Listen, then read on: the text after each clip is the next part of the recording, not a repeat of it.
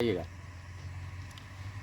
चुनावी हलचल के बीच आज हम लोग पहुंचे हैं देश रत्न डॉक्टर राजेंद्र प्रसाद की जन्मधरती जीरादेई, और जहां हम लोगों के साथ जुड़े हैं 106 जीरादेई विधानसभा क्षेत्र से बहुजन समाज पार्टी के युवा उम्मीदवार राहुल द्रविड़ यादव जी।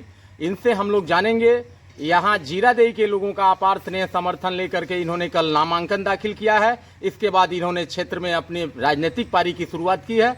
हम जानेंगे कि जनता के बीच ये किन किन मुद्दों को लेकर जाएंगे। बहन मायावती जी के एजेंडे के साथ ये जीरादेई चुनाव मैदान में कूदे हैं राहुल द्रविड़ यादव जी। आपकी प्राथमिकता क्या क्या होगी जीरादेई विधानसभा के लिए, और आपके पार्टी का घोषणा पत्र क्या है? देखिए सर, हमारा जो पार्टी के काम को अगर देखते हुए अगर मैं चुनाव में अगर आता हूँ तो सबसे प्रथम में ये काम होगा कि जो 2007 में जो 4 बार जो हमारी बहन कुमारी मायावती जी उत्तर प्रदेश सरकार रहा है उनका, तो उस कार्यकाल में उन्होंने 1,76,000 एकड़ ज़मीन जो है गरीबों को मुफ्त में बांटा है। ठीक है, उसमें 1 एकड़ से लेके 3 एकड़ तक ज़मीन उन्होंने मुफ्त में दिया है। वो एक विशेष यहाँ बिहार के लिए मुद्दा रहता है, क्योंकि यहाँ पे गरीबी भी बहुत ज़्यादा है।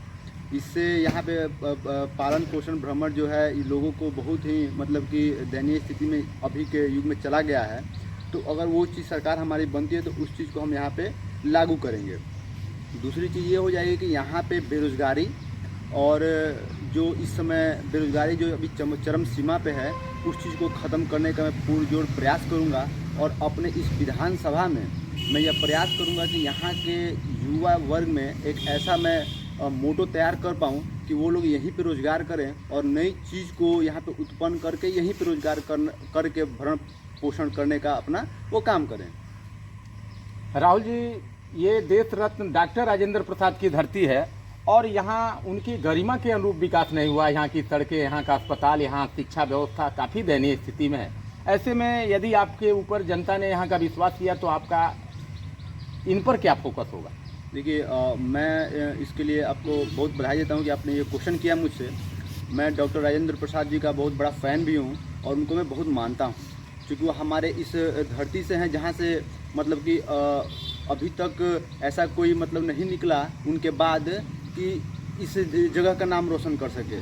लेकिन मैं उनके प्रति आस्था और बहुत ही विश्वास रखता हूँ कि उन्होंने जो सपने देखे थे, शायद उस सपने में बहुत सारा सपना जो अभी पूरा नहीं हो पाया। लेकिन मैं शिक्षा पे स्पेशल काम ये बताना चाहूँगा आपको कि यहाँ पे जितने भी ब्लॉक हैं हमारे जीरादेई, मैरवा और नौतन में, मैं स्पेशल जो माध्यमिक विद्यालय है और जो इंटर कॉलेज है और जो जूनियर कॉलेज है, स्कूल है, मैं उसको वर्ल्ड क्लास का बनाना चाहता हूँ। अगर मैं यहाँ से विधायक चुन के जाता हूँ तो इसको उस लेवल तक बना दूँगा कि यहाँ के बच्चों को कहीं भी बाहर जाने की आवश्यकता नहीं पड़ेगी।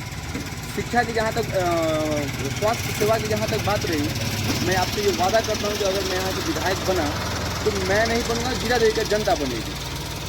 स्वास्थ्य सेवा को हर गांव में ऐसा क्लिनिक तैयार करेंगे जहाँ से प्राथमिक उपचार आसानी से हो जाए और लोगों को वो सुविधा आसानी से प्राप्त हो जाए, ताकि उन्हें भी लगे कि हाँ, हमारा नेता एक अगर शिक्षित होता है तो ऐसे काम और ऐसी सुविधा हम तक पहुंचा देगा जिससे कि हमारी दिनचर्या आसान हो जाएगी। जीरादेई के युवाओं को आप चुनावी संघर्ष के बीच क्या संदेश देना चाहेंगे? हम युवाओं को संदेश देना चाहेंगे कि आप युवा को चुनिए, क्योंकि जब सरकार में युवा रहेगा तो नई चीज़ें उत्पन्न करके उस आपके सामने लाने में सक्षम है। वो कुछ नया करने का उसके अंदर जज्बा रहता है हर युवाओं के अंदर।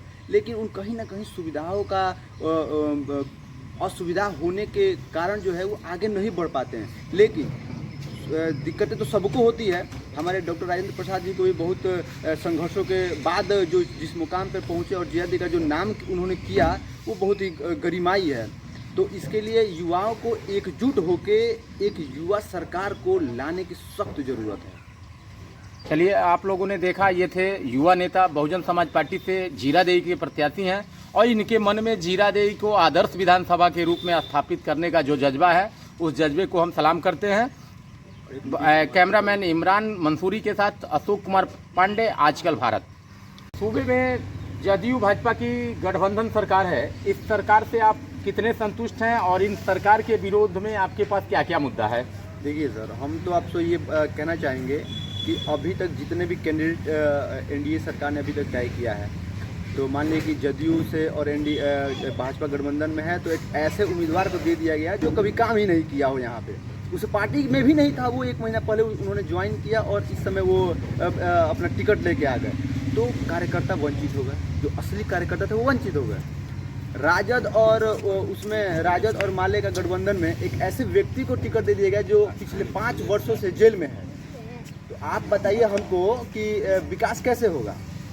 तो उस समय देखिए नीतीश कुमार जी के रीजन में जो बेरोजगारी का जो आंकड़ा बढ़ा है वो बहुत दयनीय है, और जिस प्रकार से लॉकडाउन में इस कोरोना काल में हमारे माताएं बहनें बुजुर्ग भाई जो दिल्ली बम्बे गुड़गांव जैसे शहरों से वापस जो पैदल चल के अपने देश लौटे हैं, उन पे क्या गुजरी है। नीतीश कुमार जी इस समय सैकड़ों हजारों गाड़ियां जो हैं अपने प्रचार प्रसार में वो चला रहे हैं। आपको ये समझना चाहिए। हम आपके चैनल के माध्यम से बताना चाहेंगे कि युवा अब सतर्क हो जाइए कि कुर्सी कुमार को हटाना है और अपने कल को बनाना है। क्योंकि जिस प्रकार से जो दिक्कतें हुई हैं माताएं बहनों को, जिस तरह से रास्ते पे चलते चलते हमारी कई माताओं बहनों को प्रसव का शिकार होना पड़ा, वो देश के लिए बहुत ही दयनीय और बहुत सोचने वाली बात है। आपसे मैं आग्रह निवेदन करूंगा कि इस चीज़ को अधिक से अधिक बढ़ावा दीजिए कि युवा सतर्क हों और एक मुश्त अपना वोट करके और चीज़ें बदलें, सरकार बदले। और जिस प्रकार जो प्रचार प्रसार नीतीश कुमार जी कर रहे हैं अपने हजारों सैकड़ों गाड़ियों के साथ, वो गाड़ियां अगर उस समय दिए होते तो हमारे भाई बंधु जो है वो आज उससे प्रदेश अपने आते और अपने देश को मतलब कि सरकार के प्रति उनका अच्छी भावनाएं होती। ठीक है। कैमरामैन इमरान मंसूरी के साथ मैं अशोक कुमार पांडे, आजकल भारत टीम, जीरादेई से।